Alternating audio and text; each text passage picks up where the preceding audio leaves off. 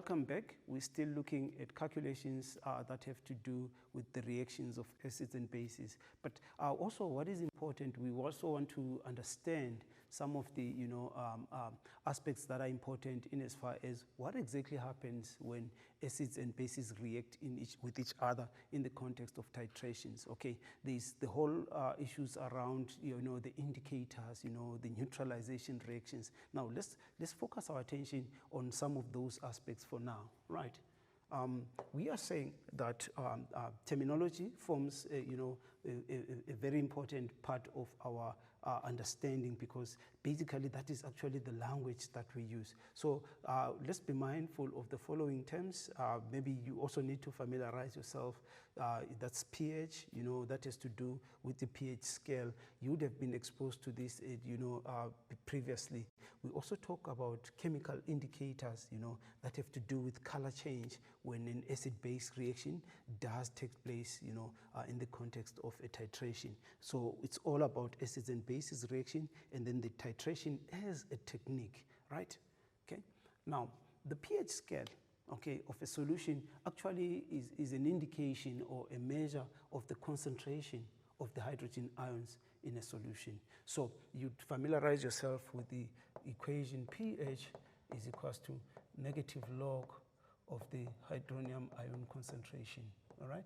So this is in the data sheet, but we're not going to focus our attention a lot on the actual calculations. But let's also be mindful that it's about the concentration of the hydronium or the hydrogen ions in a solution. And also the scale, which ranges from 0 to 14. So anything between 0 and less than 7 is actually acidic, right?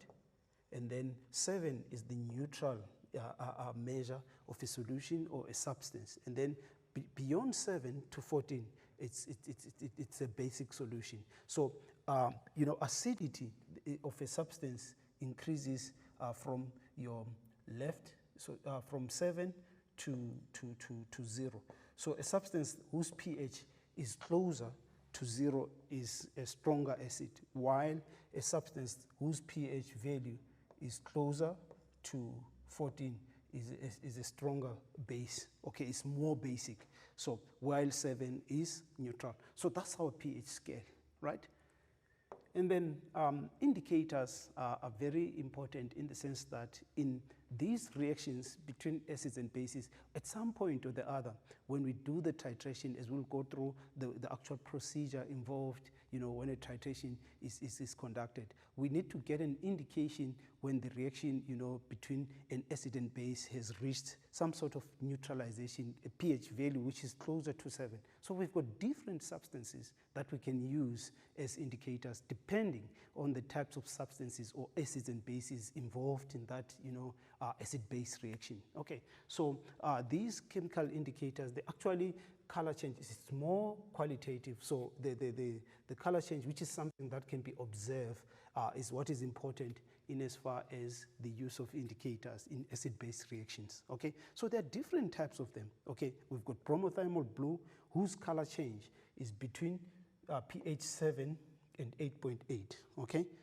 This is actually the one that we choose for argument's sake if you are reacting a strong acid and a strong base. We'll talk about strength at the later stage.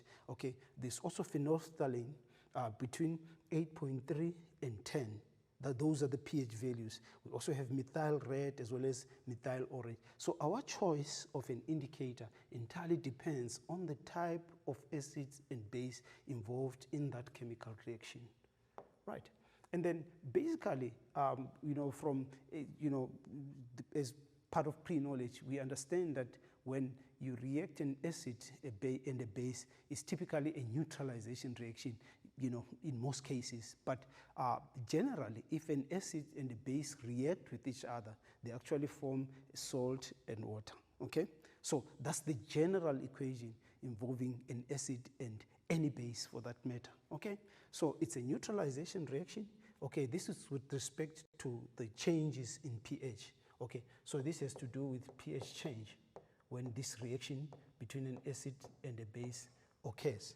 Okay, we also know that acids have got high concentration of hydrogen ions, okay? But this is the assumption that these are actually strong acids at the back of our mind. We will talk about strength of acid at a later stage, but we assume that any acid will ionize to give us H plus ion, while bases, they give us the OH minus ion, okay, which is the hydroxide, okay? Right, and then a titration becomes then a technique, right? So it's a procedure that is used to determine the neutralization point of an acid-base reaction.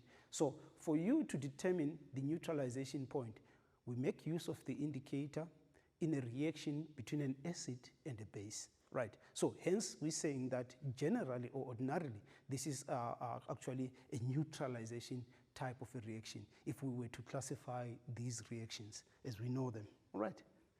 Okay.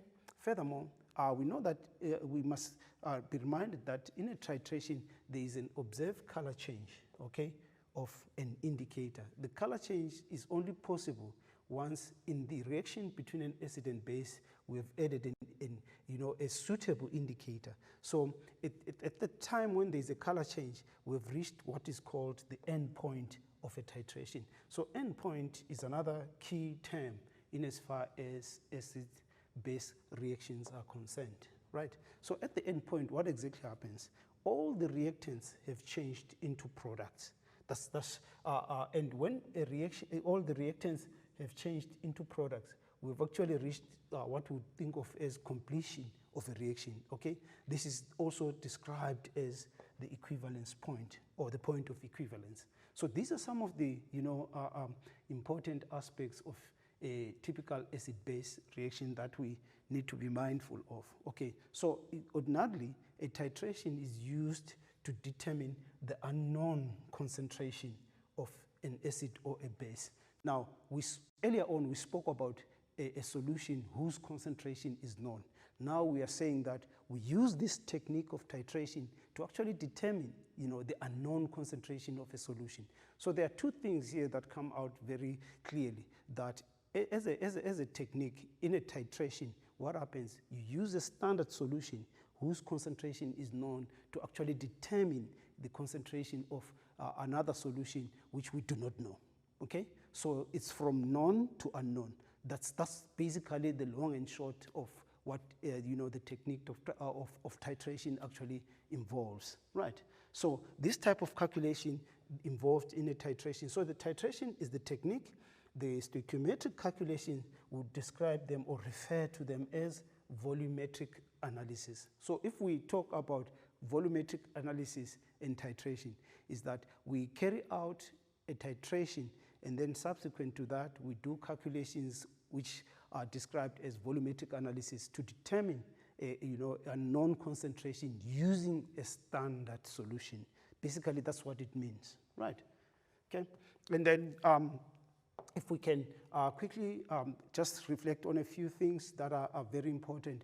The end point of a titration, all the substances have reacted, okay? So we have got the maximum amount of products, which is salt and water. But the indication that this has happened, we achieve it by an indicator, which gives us a color change. So this is the most important part of the titration, to say when do we stop adding one substance to the other so that the reaction does take place. When there is a color change in the indicator, then the substance is actually then the reaction is actually reached the equivalence point. Okay, so the indicator qualitatively, I think that's exactly its role in as far as the titration is concerned, right? So volumetric analysis, that's another term that we also touched on. So the calculations involving concentration, the moles of substance, determining the unknown concentration, all those, mathematical calculations that follow would refer to them as volumetric analysis, right? So the follow-up question as to determine the concentration of the hydroxide ions in the solution. So now we are saying that this sodium hydroxide has a known concentration of 0.25 moles per cubic decimeter. So concentration, okay, okay, of sodium hydroxide, right? This aqueous solution is equals to 0.25 mole per cubic decimeter, right? It's a standard solution, right? Now, when this sodium hydroxide solution in that homogeneous solution actually dissociates completely, we have something of this sort. We have got the sodium ions, okay, right, as well as the hydroxide ions, right? Now, this question demands us that we determine the concentration of the hydroxide ions in the solution, right? Remember, this is an aqueous solution, so the stoichiometric ratio for this dissociation or the breaking down of this ionic substance is actually 1 mole of sodium hydroxide gives us a mole of the sodium ion as well as a mole of the hydroxide ion. So the ratio is 1:1:1.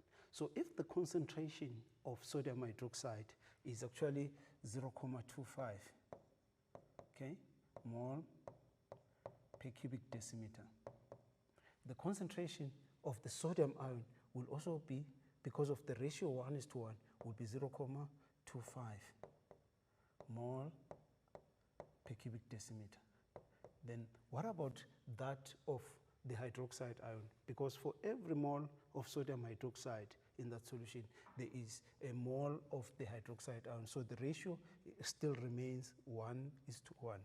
So this gives us 0.25, okay, mole per cubic decimeter.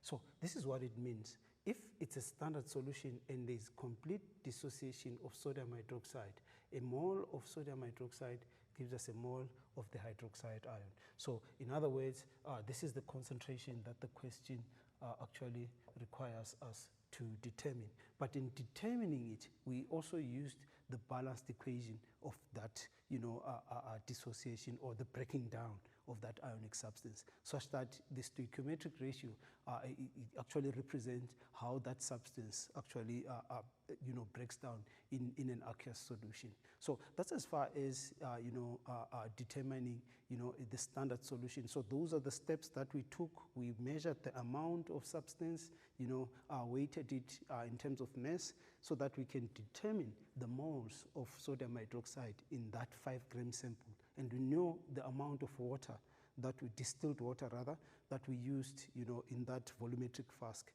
to actually form that solution.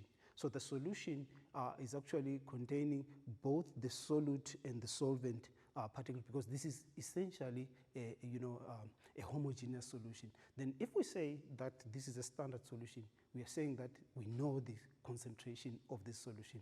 We'll take a short break for now and look at more further examples. Let's take a short breather.